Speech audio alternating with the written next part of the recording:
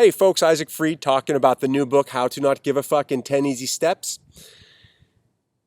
Today we're talking about chapter 27, concentration. So I'm taking a few ideas out of Sid's book, or his books, his ideas. Siddhartha Gautama, not sure how to pronounce it, but I've read a few books about Buddhism, talked to a few people. I ain't no Buddhist, so I could be wrong about everything I talk about in my book. One of the things he talks about is concentration. And the idea is to pay attention. There are different kinds of concentration. One is single-pointed concentration, where you're focusing on one thing.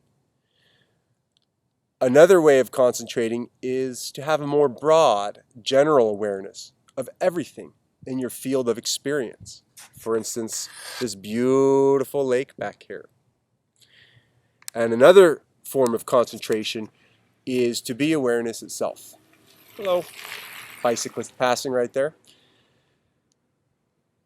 Different forms of concentration. One of the ways that we can learn to not give a fuck, by simply being present with what is. There you go. Check it out.